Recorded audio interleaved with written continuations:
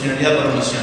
Es una cuestión que podemos catalogar como relativamente novedosa, aunque yo novedosa lo pondría entre comillas porque creo que no es algo que sucede ahora, y no solo que no es algo que sucede solo ahora, sino que nuestro sistema siempre le ha dado alguna respuesta a estos casos. Puede ser que sean respuestas insatisfactorias para los tiempos en que vivimos, pero siempre ha dado alguna respuesta a estas situaciones.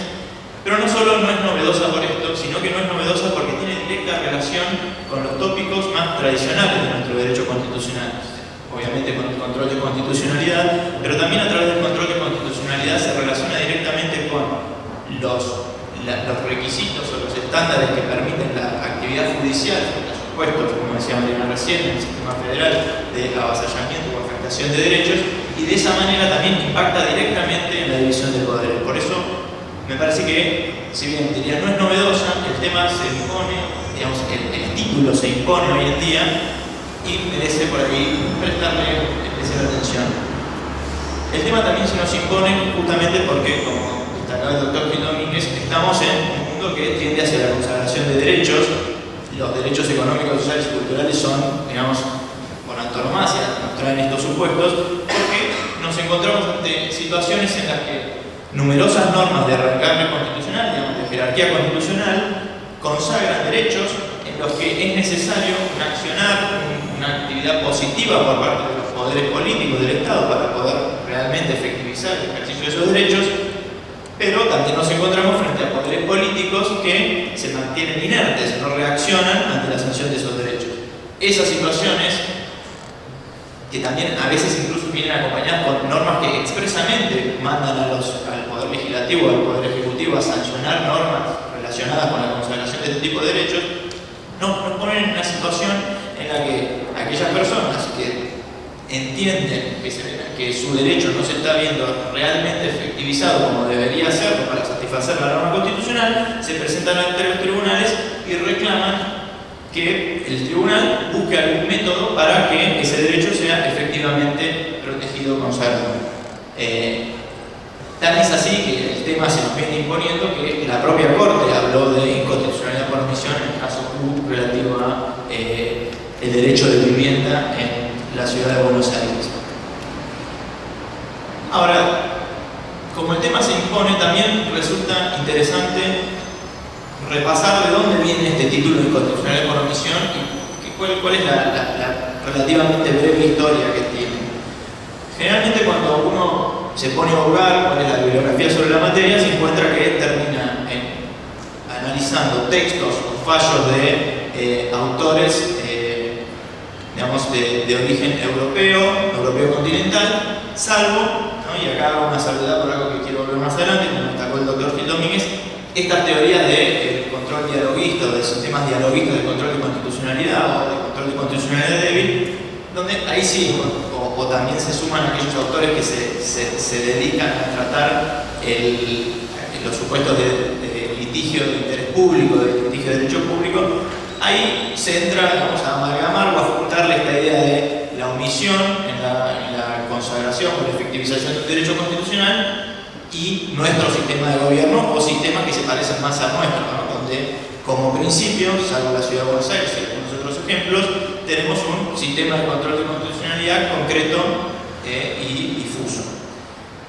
¿Y por qué insisto con esto? La cuna o el lugar donde nace o donde más desarrollo se le da en un principio al control de constitucionalidad por omisión es en Alemania. Allí está Wenzel, que es señalado como el padre de la constitucionalidad por omisión, pero allí también se dio el primer supuesto que toda la doctrina señala como el primer caso en el que un tribunal dijo aquí hay un supuesto de inconstitucionalidad por omisión. El caso al que me refiero es el caso de los hijos ilegítimos. La Constitución de Bonn de 1949 establecía que un mandato expreso, como dije antes, hacia el Poder Legislativo, decía que tenía la obligación de ir eliminando paulatinamente, ¿no? Pero ponía una obligación para ir realizando actividades tendientes a eliminar todas las discriminaciones que preveía la legislación civil entre los hijos legítimos y ilegítimos. Ante esta situación, luego de pasado más de 15 años, si no era la década del 60, si no recuerdo mal, 69, el Tribunal Constitucional Alemán dijo, no, basta, ya pasó demasiado tiempo, el Poder Legislativo no está reaccionando frente a un mandato constitucional, acá hay una obligación impuesta para satisfacer satisfacer o poner en pie de igualdad a los hijos legítimos de los ilegítimos, y declaró la invalidez de las normas que preveían distintos derechos hereditarios para cada uno de los casos. Esto nos lleva a otra de las cuestiones que realmente creo que siempre se analiza cuando se habla de derechos, cuando se habla del constitucional por omisión, que son esta distinción entre las inconstituciones por omisión absolutas y relativas. Las absolutas serían aquellas en las que el poder que estaría encargado, que tendría en su espalda la obligación de consagrar o regular una prestación del Estado, no dice nada, y las relativas en las que hace una regulación deficiente. Si bien en algún sentido el Tribunal Constitucional alemán pone en mora, o destaca la mora, que sería una mora absoluta porque el Poder Legislativo no había hecho nada de lo que el mandato constitucional mandaba hacer, lo cierto es que en realidad tratar este caso como uno de inconstitucional por omisión absoluta resulta bastante particular. Si nos ponemos a analizar con cuidado, en realidad lo que está marcando el Tribunal Constitucional alemán es que hay una diferencia ilegítima y válida entre una clasificación que hace la ley, los derechos que le da a los hijos legítimos de los ilegítimos. Esto es lo que sucede generalmente en la mayoría de los casos que los tribunales europeos marcan como inconstitucionalidad por omisión relativa. El órgano encargado de regular, regula de manera deficiente. Lo que sucede es que muchas veces regula, por ejemplo, un beneficio para unas personas y no para otras, marcando una discriminación odiosa a la luz de la Constitución.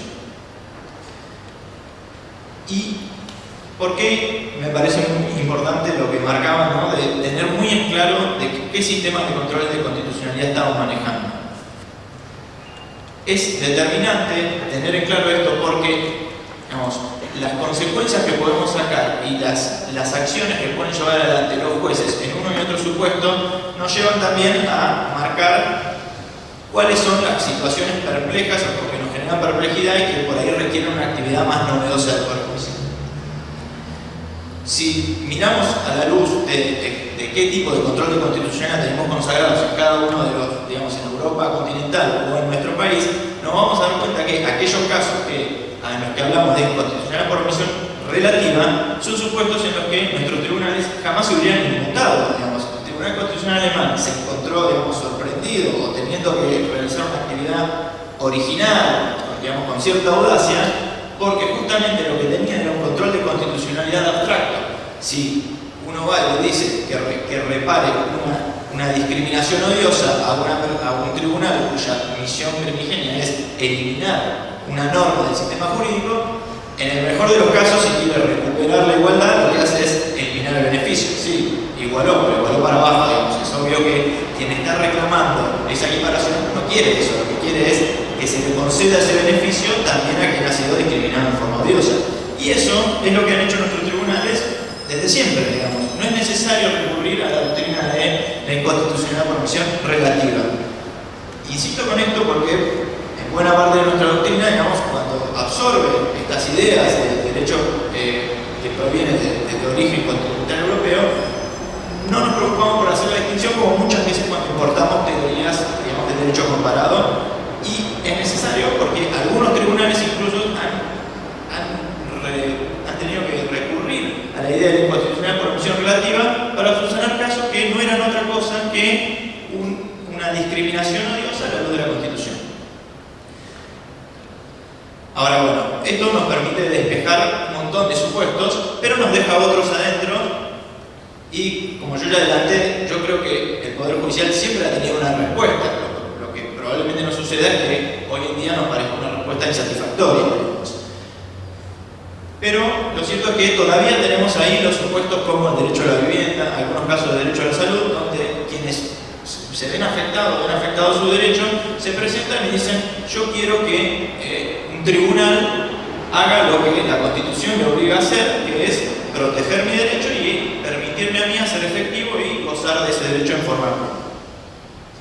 Estas situaciones han hecho que muchos, digamos, tratadistas o juristas locales, así y tribunales también, empiecen a proponer un menú novedoso de sentencias que pueden emitir los tribunales.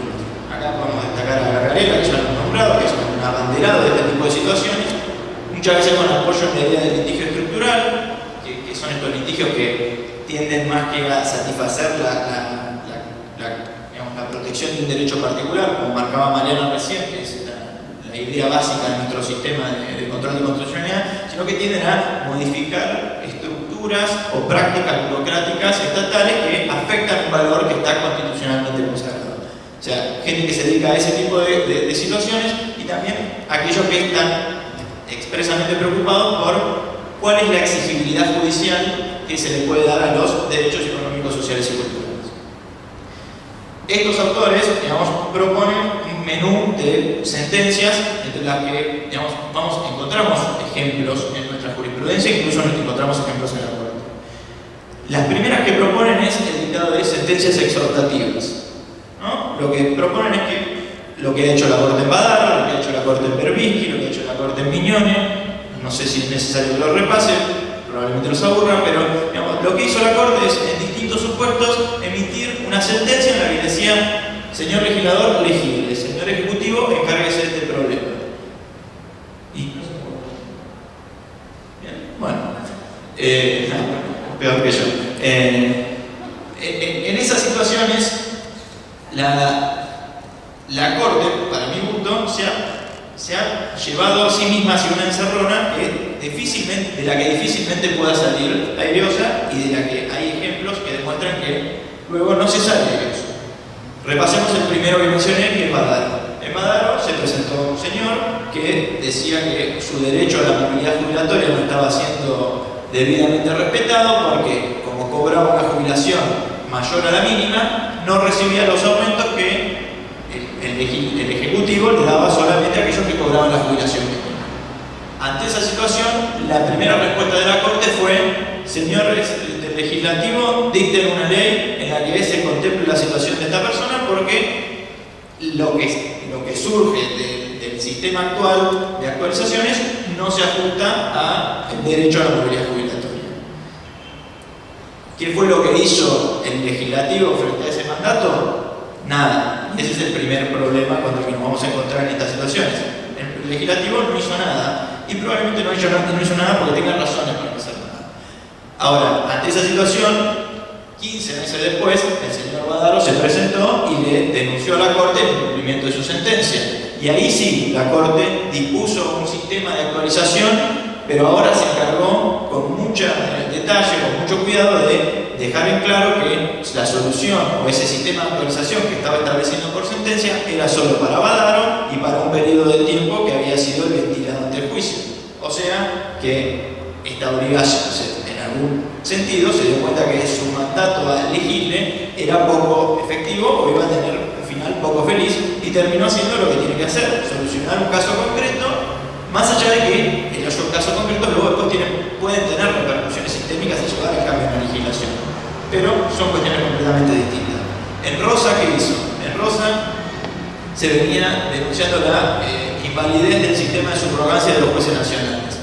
La Corte ahí lo que hizo fue, digamos, si bien en los diarios figuraba como que la Corte declaró la invalidez del sistema de subrogancia, la Corte nuevamente, lo mismo que le hizo al señor Badaro, le dijo a Rosa que no, porque el señor Rosa siguió procesado por un juez que no cumplía los lineamientos que la propia Corte creía que había que cumplir para que satisfaga la garantía del juez natural.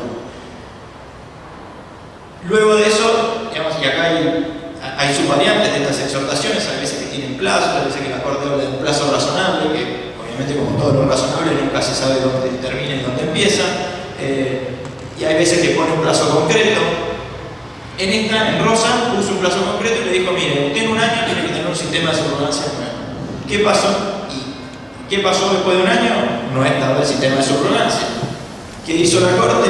Ahora, digamos, con un poco más de originalidad, pero con menos ortodoxia, dictó una acordada en la que dijo: bueno, si bien no está en vigencia el nuevo sistema de subrogancia, está por salir, está el horno ahí. Entonces, bueno, vamos a esperar que salgan, y todos aquellos que venían con los planteos de Rosa, que esto ya lo había dicho al dictar la sentencia, no pueden traer ese planteo. O sea, rechazó en abstracto todos los planteos idénticos o similares a los que podrían llevar una situación similar a la que llevaba el señor Rosa.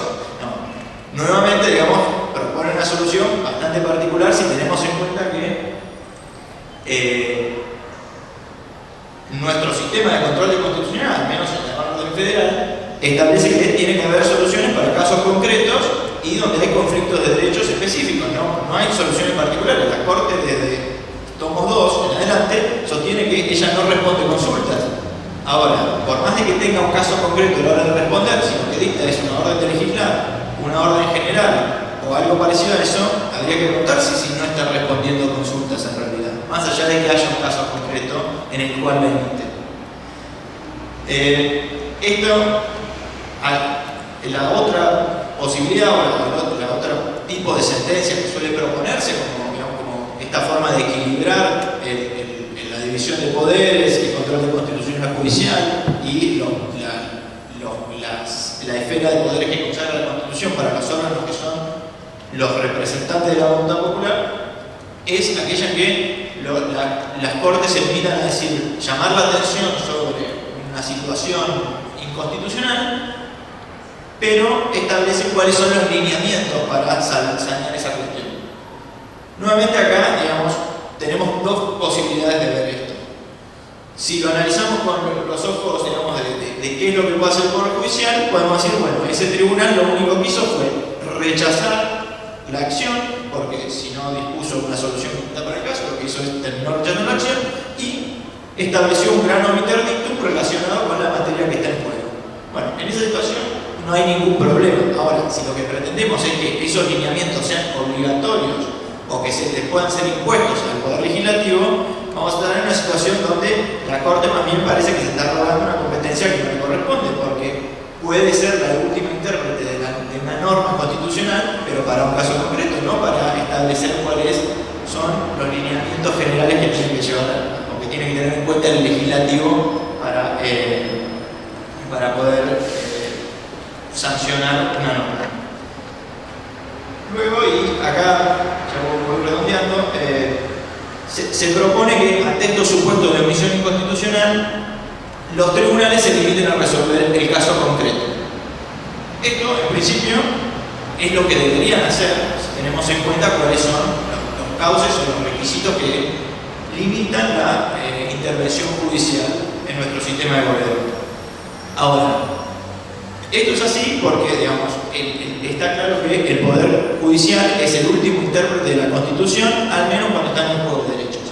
Ahora, lo que ha sucedido, con bastante asiduidad, sobre todo en la Ciudad de Buenos Aires, pero no solo en la Ciudad de Buenos Aires, es que con la excusa o con la idea de solucionar el caso concreto, los tribunales se limitan a reproducir un gran menú de derechos o normas de jerarquía, generalmente de jerarquía constitucional, tratados internacionales que consagran algún derecho en especial, y al final de esa sentencia lo que dicen es se consagra este derecho y tiene que cumplirse con este derecho. Una sentencia en esos términos, en realidad, tiene poco de sentencia, porque nuevamente, si bien hay un caso concreto, intenta solucionar ese caso concreto que está en juego, no establece cuál es el significado real de la Constitución para esa situación. Y eso es lo que tienen que hacer los tribunales.